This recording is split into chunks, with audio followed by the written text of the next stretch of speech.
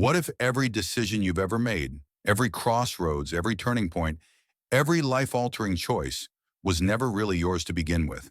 What if the sensation of control is just a well-crafted illusion? Today we unravel one of the most unsettling and fascinating questions in philosophy. Do we truly have free will? Welcome back to Philosophy Unraveled, the channel where ideas get interrogated, not just accepted. In this episode, we're diving into the debate that's challenged minds from Plato to neuroscientists: the existence or illusion of free will. Along the way, we'll explore ancient thought, cutting-edge science, and the hidden forces that may be guiding our lives more than we ever imagined. What is free will? To start, we need clarity. What exactly is free will? Most people would say it's the ability to choose freely among alternatives, that you could have done otherwise. You decide to have coffee instead of tea. You choose to speak up or stay silent. In philosophy, this is called libertarian free will, the notion that we're autonomous agents capable of initiating action. But there's a catch. If our choices arise from causes we didn't choose, like our genetics, upbringing, or subconscious processes, can we still call them free? This dilemma has haunted thinkers for centuries, and it only gets deeper. Ancient perspectives. The ancient Greeks laid the foundation for this debate. Plato believed that reason could guide our souls toward truth, giving us a degree of freedom through self-mastery.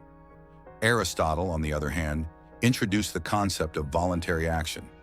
Actions we do knowingly and willingly, which form the basis for moral responsibility. But even then, they recognized a tension. How much of what we do is shaped by reason and virtue, and how much by fate? The Stoics, like Epictetus, embraced determinism. They believed everything unfolds according to divine reason or logos. Their answer to the free will dilemma? Focus not on what you can't control, but on how you respond. Determinism and the clockwork universe. Fast forward to the Enlightenment. Isaac Newton's physics painted the universe as a vast, mechanical system, predictable, calculable, and determined by fixed laws. This led to the rise of determinism, the belief that every event, including human action, is the inevitable result of previous events. Pierre-Simon Laplace, an 18th century mathematician, took it further. He imagined an all-knowing demon that, given the position and momentum of every atom in the universe, could predict everything, even your next move. In this world, free will seems impossible. You're a cog in a cosmic machine. Neuroscience and the death of agency? Enter the brain. In the 1980s, neuroscientist Benjamin Libet conducted a famous experiment. He discovered that brain activity, the readiness potential, occurred several hundred milliseconds before participants reported making a conscious decision. In other words, your brain had already decided before you thought you did. More recent research has confirmed and expanded this idea. Our subconscious might steer the wheel long before we become aware of the road. So are we just passengers in our own minds? Critics argue that Libet's results are overinterpreted. After all, milliseconds don't necessarily erase agency, but the questions they raise are profound. If our brain decides before we do, who is the real decider? The rise of compatibilism. Faced with this conundrum, many modern philosophers turn to compatibilism. Compatibilists believe that free will and determinism can coexist if we redefine freedom. To them, a decision is free if it flows from your own internal desires and reasoning, even if those desires were shaped by past causes. Think of it like a river. You didn't choose the terrain, but the current still follows your path. David Hume, a key compatibilist, argued that freedom isn't about randomness. It's about acting according to your will without external coercion.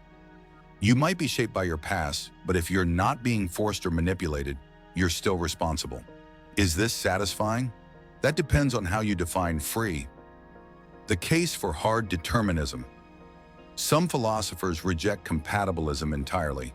They embrace hard determinism, the idea that nothing we do is truly free.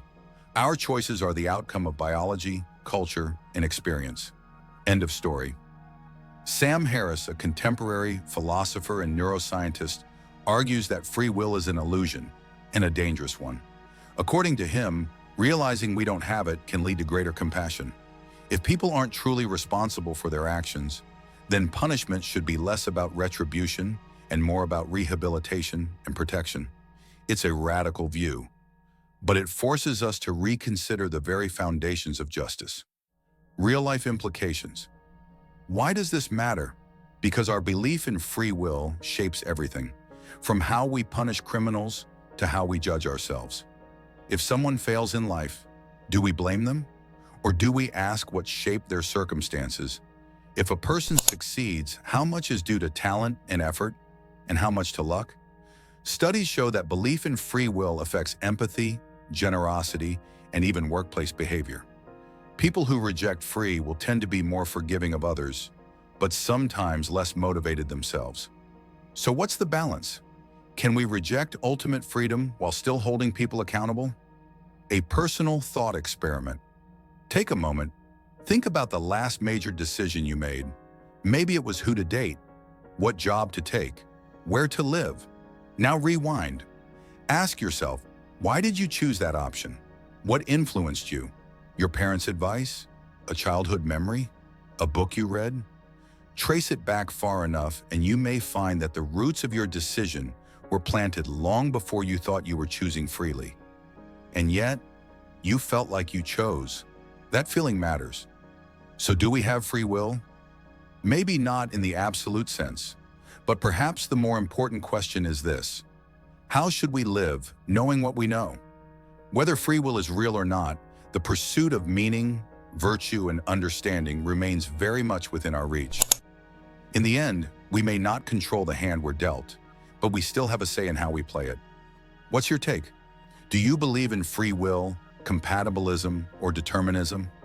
Let's hear your thoughts in the comments. If you enjoyed this deep dive, hit like, subscribe, and ring the bell so you don't miss our next philosophical journey. Thanks for watching Philosophy Unraveled. Stay curious.